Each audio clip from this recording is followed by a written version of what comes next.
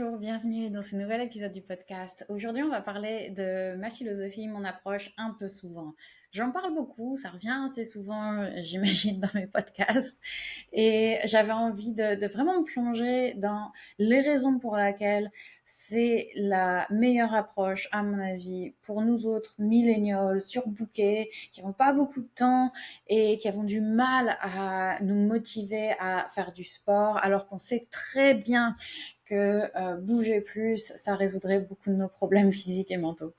Donc, je vais passer en revue les différentes raisons pour lesquelles cette approche-là va vraiment transformer votre approche du self-care, votre bien-être et vous faire en sorte que vous n'ayez plus mal nulle part ou autant que possible.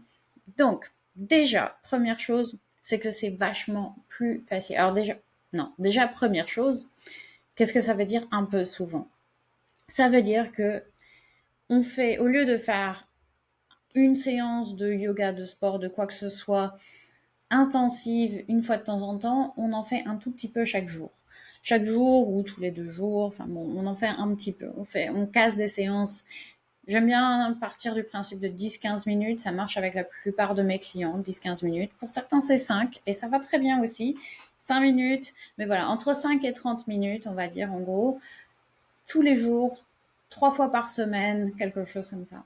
Au lieu de faire une séance de yoga par semaine ou par 2 semaines qui soit beaucoup plus longue, beaucoup plus intense. Et je parle de yoga parce que c'est mon domaine, mais ça vaut aussi pour une séance de muscu, de tennis, de course, de ce que vous voulez. Donc, déjà, c'est vachement plus facile, évidemment, de caser 10-15 minutes par jour qu'une heure par semaine. Parce que 1 heure par semaine, on peut se dire, mais si, voilà, je fais 1 heure tous les samedis, c'est réglo, c'est pas mal. Certes, mais on part en week-end, ou bien on a un rendez-vous chez le médecin, on doit aller conduire notre enfant quelque part, et paf, la séance d'1 heure saute. Et on se retrouve sans rien faire pendant 2 semaines, du coup. Et c'est beaucoup plus difficile de se remettre dans le bain, et on a 2 semaines sans aucun mouvement. Alors que 10-15 minutes, bah, ça se case au réveil, ça se case en rentrant du boulot le soir, ça se case à la pause déj, ça se case facilement avant d'aller dormir. On est beaucoup plus flexible pour la caser quelque part dans notre journée, et si jamais ça saute, parce qu'on a eu un imprévu, on a dû aller conduire un enfant quelque part ou je sais pas quoi, eh ben c'est pas grave, on reprend le lendemain. On reprend le lendemain ou le jour d'après, mais c'est beaucoup plus facile à caser qu'une séance d'1 heure qu'on fera au final jamais. C'est d'ailleurs aussi beaucoup plus facile de se motiver à faire 10-15 minutes qu'une heure. On se dit que ça passera vite, que dans un quart d'heure, on reprendra le cours de notre journée. Comme le plus difficile quand on fait du sport, c'est ce premier pas, en fait. C'est le fait de se décider, ok, maintenant je le fais, maintenant je me lance, je me lève de mon canapé, je vais faire ma séance. C'est un avantage énorme de pouvoir se dire que ça prendra pas longtemps. De se dire, bon, ok, allez, j'y vais, dans 10 minutes, c'est fini, c'est bon, quoi. Quand on n'a pas envie de le faire, c'est tellement plus facile de se dire, ce sera court, ça va passer vite, c'est bon. Ça prendra pas longtemps. J'ai une de mes clientes qui utilise une méthode que j'aime beaucoup, qui est 5 minutes et puis on voit. Donc elle se met sur son tapis, elle se met un minuteur de 5 minutes et elle se dit, voilà, je vais faire des petits étirements, je vais faire des mouvements pendant 5 minutes. Après les 5 minutes, je peux soit remettre mon timer et faire 5 minutes de plus, ou je peux m'arrêter et j'aurai fait 5 minutes et ce sera déjà top.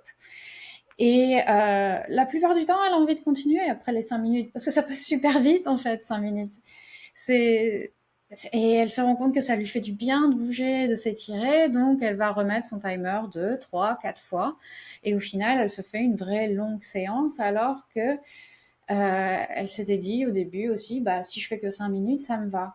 Et le fait de se dire que ça prendra que 5 minutes, ça suffit à la motiver à se mettre sur son tapis et à faire sa séance, qui au final se transforme en quelque chose de beaucoup plus long, parce que c'est ce qu'elle a envie de faire, au fond. Et c'est tellement difficile ce premier pas, le fait de se dire allez, j'y vais, qu'on veut se rendre l'obstacle le plus petit possible. Ensuite, notre corps s'habitue à ce qu'on fait le plus souvent. Pas le plus intensivement, le plus souvent. Si on passe toute la nuit allongé, puis quasi toute la journée en position assise, le corps s'adapte, nos tissus changent et se modèlent en fonction de ce qu'on fait, c'est-à-dire pas grand-chose, être assis. Faire 10-15 minutes de mouvement, ça va briser ce cycle d'adaptation. Ça réhydrate nos tissus, ça fait circuler l'oxygène, ça nettoie un petit peu les toiles d'araignée dans les coins, ça nous revigore aussi, ça nous redonne un boost d'énergie. J'en ai déjà parlé aussi dans ce podcast. Que si vous avez besoin de plus d'énergie, il faut bouger davantage, même si c'est contre-intuitif. J'ai expliqué tout ça dans un épisode précédent sur l'énergie.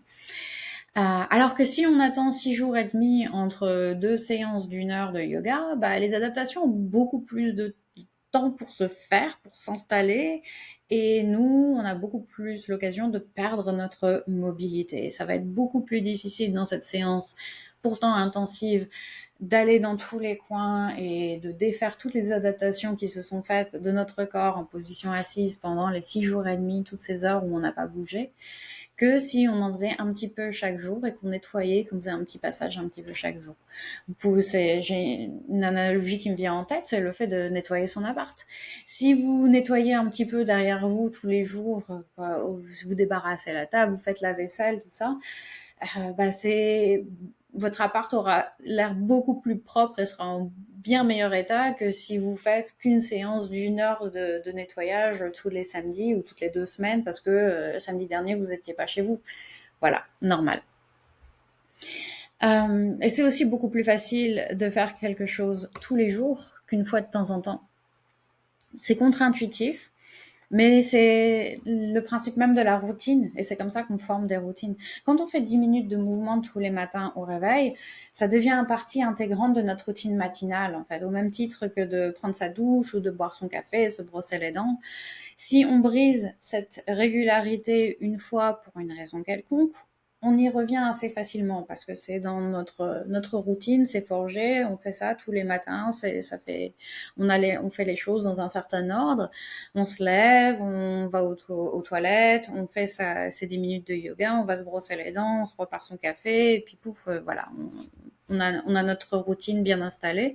C'est beaucoup plus facile de faire ça que une séance de temps en temps, sans régularité. Ça demande à chaque fois un effort considérable de la planifier, d'organiser son emploi du temps autour et puis de vraiment y aller, alors que ça serait tellement plus facile de faire sauter ça. Voilà, donc avoir cette régularité dans notre pratique, faire quelque chose tous les jours, même peu longtemps, au final, on en fait plus, en fait. Au final, les effets sont compounding, comme on dit en finance. Et d'ailleurs, je sais pas comment on dit en français ça. Il y a une accumulation. Bref. Et puis, les bienfaits d'un yoga fait un peu souvent sont bien supérieurs à celui d'un yoga fait intensément une fois de temps en temps. Parce que faire 10 minutes de yoga par jour, ça veut dire pratiquer la pleine conscience tous les jours, pratiquer la présence, s'étirer tous les jours, se renforcer, intégrer la pratique à son quotidien et avoir un impact sur tout le reste de la journée. Parce que c'est le fait de faire ça tous les jours, d'avoir ce moment-là pour soi tous les jours, ça rayonne sur tout le reste de notre journée, également sur notre état d'esprit en général. Si on commence notre journée en prenant soin de nous, ça va être beaucoup plus facile de conserver cet élan. Alors, je parle de faire du yoga le matin, mais ça peut être un autre moment de la journée. C'est pareil, ça va juste décaler un peu les bienfaits. Mais l'idée d'en faire un peu tous les jours, une forme de pratique de yoga tous les jours.